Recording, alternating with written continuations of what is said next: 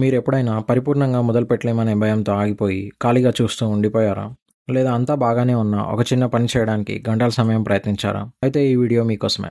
పరిపూర్ణతే అదే పర్ఫెక్షనే లక్ష్యమని మనకు తరచుగా చెప్తూ ఉంటారు.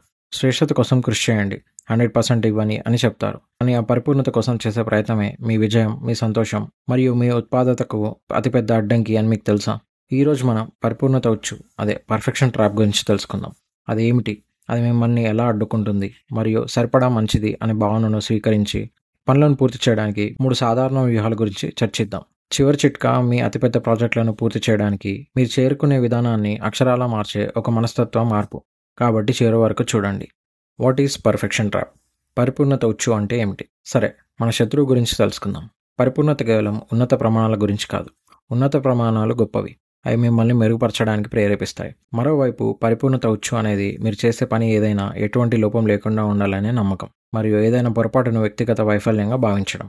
ఇది లక్ష్యాన్ని చేరుకోవడం కాదు, అసంపూర్ణంగా ఉండటం ద్వారా వచ్చే సిగ్గును నివారించడం. పరిపూర్ణత ఇంకా అసంపూర్ణత, వీటి మధ్య తేడా తెలుసుకుందాం. ఉదాహరణకు, ఒక ఉన్నత ప్రమాణాలు ఉన్న ఒక వ్యక్తి ఒక ప్రాజెక్టు పూర్తి చేస్తారు, దాన్ని సమీక్షిస్తారు, లోపాలను చూస్తారు, వాటి నుండి నేర్చుకుంటారు మరియు తదుపరి మెరుగైన ప్రాజెక్టుకు వెళ్తారు. రెండవది, పరిపూర్ణత ఉచ్చులో చిక్కుకున్న వ్యక్తి ఆలస్యంగా మొదలు పెడతారు, పూర్తి చేయడానికి కష్టపడతారు, నిరంతరం సవరించుకుంటారు మరియు తరచుగా తాము ఇంతకీ మెరుగుపరచలేమని భావించి ప్రాజెక్ట్ను వదిలేస్తారు. పరిపూర్ణత కంటే పూర్తి చేయడం చాలా ఉత్తమం. Consistency is better than perfection అని మనం వింటాం, కానీ మనం దానిని చాలా అరుదుగా నమ్ముతాం. ఎందుకంటే పరిపూర్ణతకు అతిపెద్ద అడ్డంకి భయం.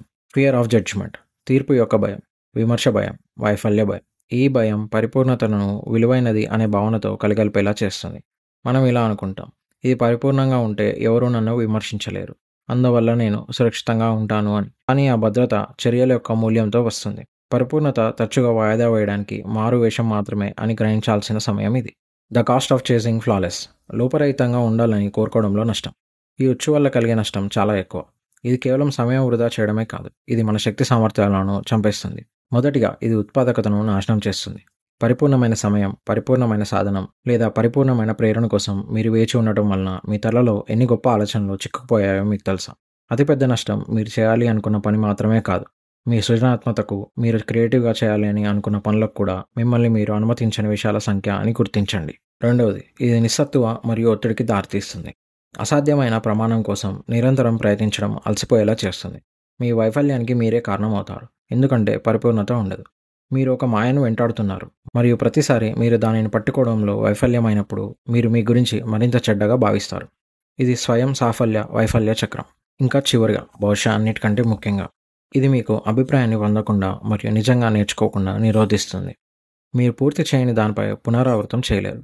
మీ నోట్స్లో మాత్రమే ఉన్న ఒక భావనపై మీరు బయటి ప్రపంచం యొక్క ఇన్పుట్ను పొందలేరు. అదే, మీ మెదడులో ఉన్న ఒక ఐడియాని ఆచరణలో పెట్టేంత వరకు మీరు ఇతరుల సజెషన్స్ కానీ లేదా ఇన్పుట్స్ని కానీ పొందలేరు.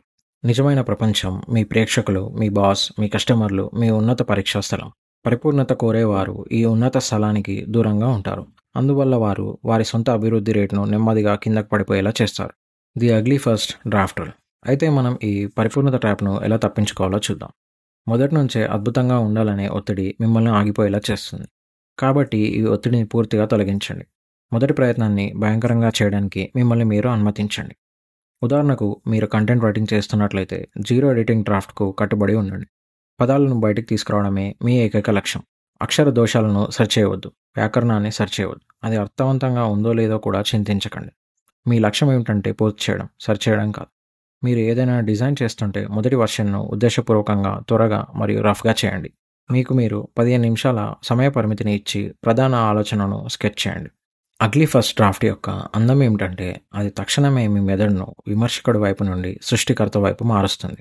డిఫైన్ గుడ్ ఇనఫ్, సరిపడా మంచిది అనే దానిని తెలుసుకోండి. ఎప్పుడు ఆపాలో తెలుసుకోవడానికి రెండవ వ్యూహం చాలా కీలకం.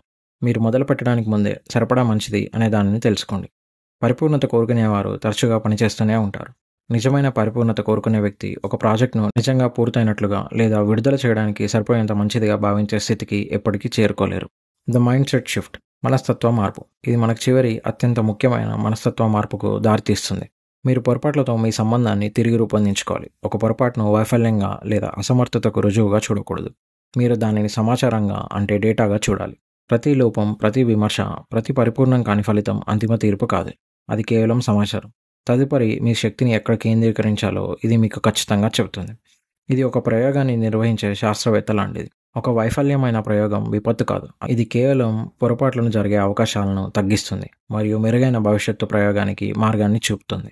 ప్రపంచంలో అత్యంత విజయవంతమైన వ్యక్తులు ఎప్పుడూ పొరపాట్లు చేయని వారు కాదు. వారి చర్య మరియు లోపరహిత అమలు కంటే కార్యాచరణ మరియు అభ్యాసానికి ప్రాధాన్యత ఇస్తారు కాబట్టి త్వరగా చాలా పొరపాట్లు చేయడానికి సిద్ధంగా ఉన్నవారు అని అర్థం. కన్క్లూజన్: చివరిగా గుర్తుంచుకోండి, ఏదైనా పని స్టార్ట్ చేయడానికి అన్నీ పర్ఫెక్ట్గా ఉండాల్సిన అవసరం లేదు. ఉన్నదాంతో మొదలు పెట్టండి. చేస్తూ ఉంటే అదే అర్థమవుతుంది ఇంకా బెటర్గా ఎలా చేయాలో అని. ఫెయిల్యూర్ అనేది శాశ్వతం కాదు. ఫెయిల్యూర్స్ నుండి నేర్చుకోండి. ఏం చేయాల్సింది, ఎలా చేయాల్సింది, ఏం చేయకుండా ఉండాల్సింది, ఇంకా ఏం తెలుసుకోవాల్సింది అని. ప్రపంచంలో ఉన్న గొప్ప సంస్థలు కానీ ప్రొడక్ట్స్ కానీ మొదట అసంపూర్ణంగా మొదలైనవే, ఫెయిల్యూర్స్ని చూసినవే. ఇందుకు ఉదాహరణలు మనం మన నిత్య జీవితంలో వాడే అమెజాన్ కావచ్చు, ఫ్లిప్కార్ట్, జొమాటో, రెడ్ బస్ ఇలా చెప్పుకుంటూ పోతే ఎన్నో. ఈ వీడియో మీకు హెల్ప్ఫుల్గా అనిపిస్తే దయచేసి లైక్ చేయండి, కమెంట్ అండ్ షేర్ చేయండి. ఇలాంటి మరిన్ని యూస్ఫుల్ కంటెంట్ కోసం సబ్స్క్రైబ్ చేయండి. Thanks for watching.